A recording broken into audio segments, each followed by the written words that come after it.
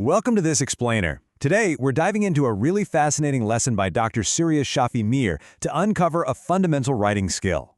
We're talking about a skill that will absolutely transform how you read, how you understand, and how you communicate information. We're going to master the art of translating complex texts entirely into your own words. So let's just jump right in and challenge ourselves with a pretty simple question about what it actually means to understand something you've read. How do you repeat an idea without repeating the words? I know, it kind of sounds like a riddle, right? But it's really the ultimate test of comprehension. Because think about it, if you can only parrot back exactly what an author said, you haven't truly digested the material. To really own an idea, you've got to be able to reconstruct it from the ground up. Here is our roadmap for today. First, what is paraphrasing? Second, the six-step method. Third, paraphrasing prose and quotes. Fourth, translating poetry and news. Fifth, fixing bureaucratic jargon. And finally, number 6, the golden rules of paraphrasing.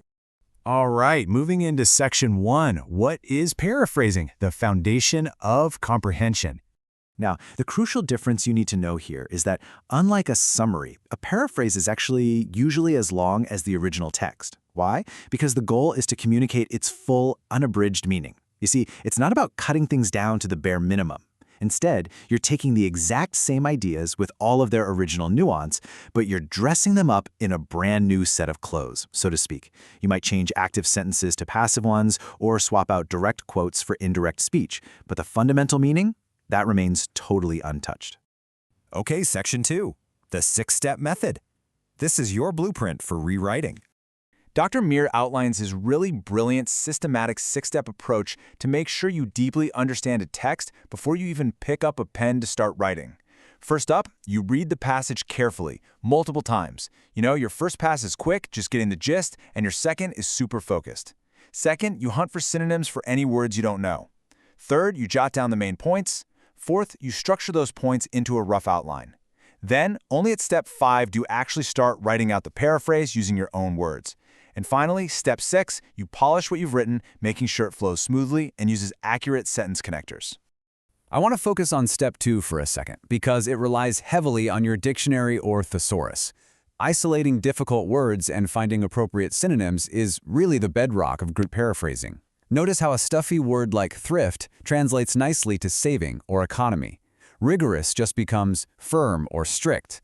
And a slightly older poetic word like sojourn simply becomes a stay or a visit. Choosing the exact right synonym that fits the context of the sentence. Honestly, that's half the battle right there. Let's keep moving. Section 3.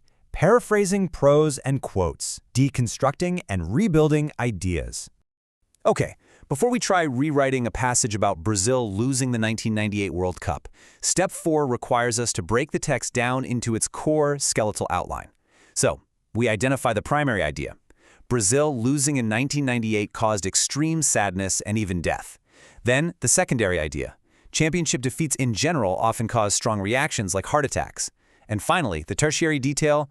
Football fans are just really emotional. By organizing the text like this, we strip away the original author's voice completely, which leaves room for us to insert our own.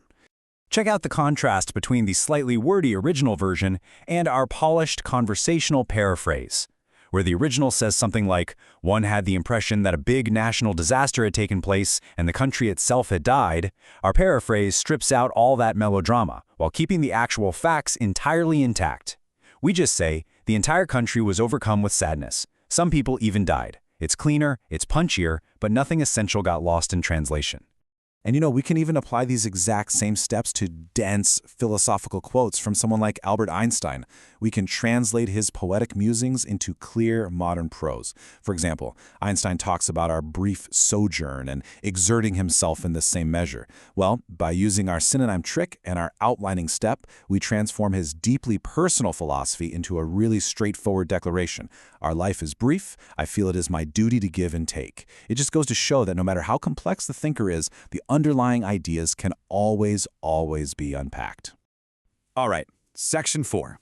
Translating poetry and news, and shifting across genres. When you're paraphrasing poetry, like H.W. Longfellow's famous verse, our synonym step actually becomes a bit more like translating metaphors back into literal English. Poets are famous for inverting word order and using rich, dense imagery, right? To paraphrase them, we literally have to decode those metaphors. So departing actually just means when we die. The famous phrase, footprints on the sands of time, simply means the records of our actions in this world. And a shipwrecked brother? That isn't an actual stranded sailor, but rather an unfortunate person who's maybe made a wreck of their life. This final transformation is where you see the magic of the process. We're turning soaring inverted verse into a smooth, easily digestible paragraph. What was once a rhythmic stanza about footprints and the solemn main is now a crystal-clear, polished prose statement about leaving behind a noble record to encourage others in despair.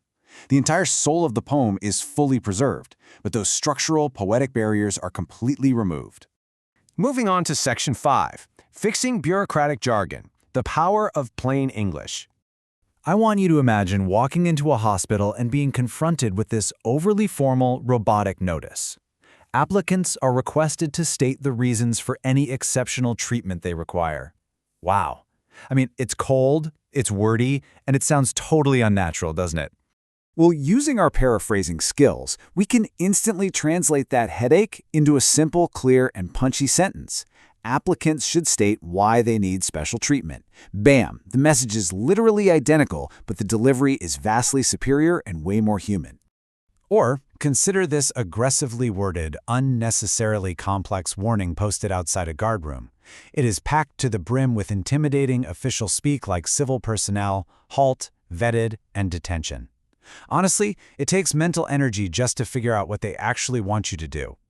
But again, paraphrasing cuts right through all that noise, leaving us with exactly what the reader actually needs to know. Look at how quickly we solve this one. All civilians will report at the guardroom for permission to enter. Offenders will be prosecuted. No fuss, no confusion at all, just highly effective communication. And finally, Section 6, Golden Rules of Paraphrasing, Establishing the Guardrails. Okay, before we wrap up, here are your absolute non-negotiable guardrails for this process. First, you must remain entirely faithful to the original text's length and meaning, without ever injecting your own opinions. Paraphrasing takes serious time. You really cannot rush the reading and outlining steps. Furthermore, you must never introduce new information or arguments, no matter how much you might want to. That is for essay writing, not paraphrasing. Also, don't trap yourself trying to change every single word. Some words simply don't have good replacements, and that's completely okay. Just remember, this isn't an expansion, and it's definitely not a summary. It is a full, complete translation of thought. Armed with this 6-step framework, you now have the power to decode basically any text and make it your own. So the question is, what will you choose to explain next? Are you going to demystify a scientific journal, rewrite a dense philosophical text, or maybe just clean up those messy, jargon-filled emails you get at work? True comprehension is really just a matter of finding your own words.